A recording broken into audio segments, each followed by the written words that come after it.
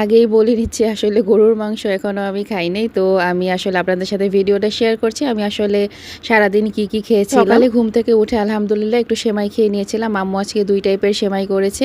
এবার আসলে আম্মু ফিরনিটা করেনি। তারপর হচ্ছে চা না খেলে তো আমার হবেই না। তো চা খাওয়ার পরে তারপর হচ্ছে সবার দেখা থেকে একটু খেয়েছিলাম আমি ডিমের কোরমা, তারপর মুরগির রোস্ট, পোলাও আর সাথে সালাদ নিয়েছিলাম। একটি স্লাইস আমি লেবু নিয়েছিলাম। আর সবসময় আসলে মাছ ভাজা খেতে আমার ভালো লাগে না, স্পেশালি পোলাওয়ের সাথে ভাত দিয়েই ভালো লাগে। তো মাছ ভাজাটা আমি নিইনি, এটা অ্যাভয়েড করেছি আমি। অ্যান্ড কোরবানি দেওয়ার পরে হচ্ছে আম্মু দুপুরের পরে হচ্ছে গরুর মাংস রান্না করেছিল। আমি আসলে খাইনি, আমি চিন্তা করেছিলাম যে রাতে আসলে মুড়ি দিয়ে আসলে গরুর মাংস দিয়ে খাবো, এতে করে অনেক ভালো লাগে। অ্যান্ড আম্মু আসলে আমরা পোলাওর সাথে ভর্তাটা খেতে অনেক বেশি পছন্দ করি। তো আম্মু আসলে রুই মাছ দিয়ে আর হচ্ছে পটল দিয়ে এই ভর্তাটা করেছিল, অনেক মজা হয়েছে বিশ্বাস করেন। গরুর মাংস দিয়ে আমি মুড়ি দিয়ে খেয়েছি নাকি পোলাও দিয়ে খেয়েছি সেটাও আপনাদের সাথে ইনশাল্লাহ আমি শেয়ার করব।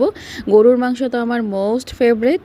অ্যান্ড বিকালে হচ্ছে আমি একটু নুডলস রান্না করেছিলাম। আসলে নুডলসটা অনেক দিন ধরে আসলে খাওয়া হয় না, মানে নুডলসটা আমার খুবই পছন্দ, খুবই প্রিয় যে কি বলবো। তো আম্মু গরুর মাংস রান্না করেছিল, ওইখান থেকে আমি গরুর মাংস ছোট ছোট করে পিস করে তারপর হচ্ছে আমি নুডলসটা রান্না করে নিয়েছিলাম। অ্যান্ড বিকালে হচ্ছে এটাই আমাদের মানে নাস্তা হিসাবে ছিল। অ্যান্ড সকাল সন্ধ্যায় আমার চা না খেলে তো হবেই না, মানে সন্ধ্যায় আর সকালে আমার চা লাগবেই। মানে আমার কাছে চা না খেলে মনে হয় মুখটা কেমন জানি হয়ে থাকে, এরকম একটা অবস্থা আর কি। এই যে হচ্ছে আমার নুডলস, আমি এভাবে রান্না করে নিয়েছিলাম। নুডলসটা অনেক মজা হয়েছে, নিজের প্রশংসা নিজেই করি। তারপর খেয়ে নিয়েছিলাম হচ্ছে কাস্টার্ড।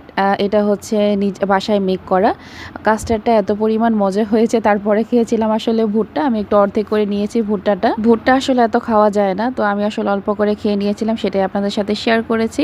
অ্যান্ড কাস্টার্ডটা অনেক মজা হয়েছে, এটা আসলে ফ্রিজে রেখে খেতে অনেক মজা। সো সবাই ভালো থাকবেন আর আমাদের জন্য দোয়া করবেন। আর আমার ভিডিওটা কেমন হয়েছে সেটা অবশ্যই কমেন্ট করে জানাবেন। ফ্রেন্ডস অ্যান্ড ফ্যামিলির সাথে সবাই শেয়ার করবেন। আজে বাজে কোনো পাবলিক গ্রুপে আমার ভিডিওটা শেয়ার করবেন না। অ্যান্ড নেক্সট কোন ভিডিও চাচ্ছেন সেটাও শেয়ার করবেন। টাটা।